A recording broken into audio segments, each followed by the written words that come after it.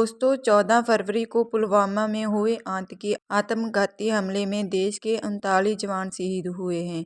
हर जवान का परिवार आज दुख और गम के उस पड़ाव पर खड़ा है जिसकी भरपाई शायद ही कोई कभी की जा सके। लेकिन इसी बीच देश के कोने कोने से शहीदों के परिवार को हमें कई ऐसी कहानियां मिल रही हैं जो दिल को झकझोर रख देने वाली है।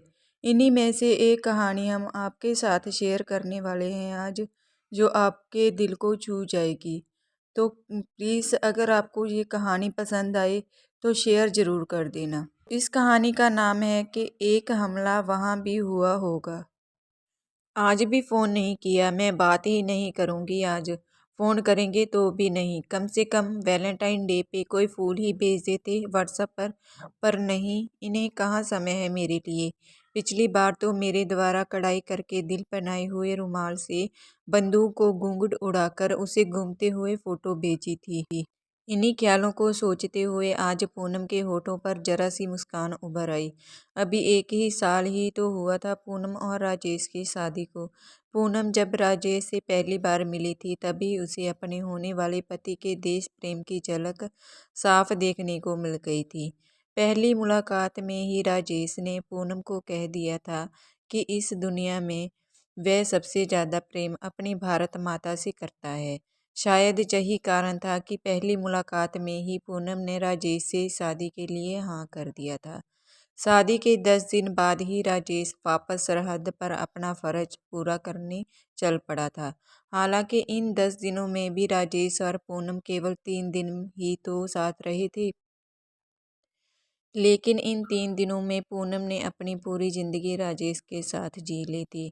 वापस आने का वादा करके राजेश चला तो गया, लेकिन पूनम रोज राजेश के फ़ोन के इंतज़ार में घंटों फ़ोन के पास ही बैठी रहती।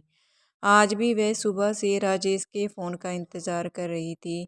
आतुरतावश वह अपनी सास को आवाज़ लगाकर पूछने वाली थी कि आपके बेटे का फ़ोन आया क्या।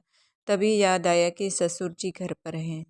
तो मुन्ने को सुलाकर धीरे से अपने कमरे से निकलकर सासू माँ के कमरे की तरफ बढ़ी।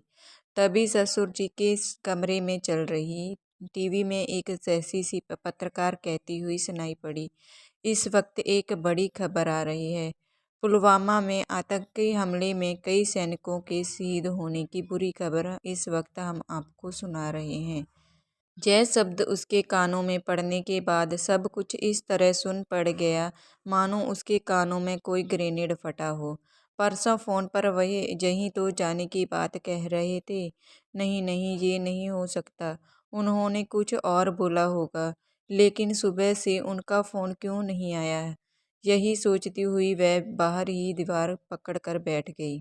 एक हथौड़े का असर कम हुआ और धुंधला सन्नाटा तो ससुर जी का फ़ोन के लाउडस्पीकर पर बार बार आवाज़ आ रही थी, the number you are trying to call is either other switch off or out of the service area. इसकी जब भी उनसे बात होती तो गाहे गाहे पुलवामा का नाम आ ही जाता था। फिर से आंखों के सामने अंधेरा छाने लगा। थोड़ी देर बाद उसने हिम्मत करके ससुर जी के कमरे का द्वार हल्का सा खोल दिया। वो इस तरफ पीठ करके बैठे, कभी फ़ोन तो कभी टीवी को देख रही थी। तभी तीसरा विस्फोट हुआ। समाचार चैनल का लाइव संवाददाता घटनास्थल की रिपोर्ट दे रहा था और तभी उसकी नज़र एक बंदूक पर पड़ी जिस पर एक खून से सना सफ़ेद रुमाल पड़ा था, जिस पर दिल का निशान देखते ही वो धड़ाम से गिर पड़ा। दोस्तों, पुलवामा में हुए आतंकी हमले से हम सब का मन आघात है। आज हम सभी देशवासियों के मन में इस हमले को लेकर आक्रोश है, लेकिन सिर्फ आक्रोश से काम नहीं चलेगा। इस देश प्रेमी की कहानी आपको हर व्यक्ति तक पहुंचाने की आवश्यकता है।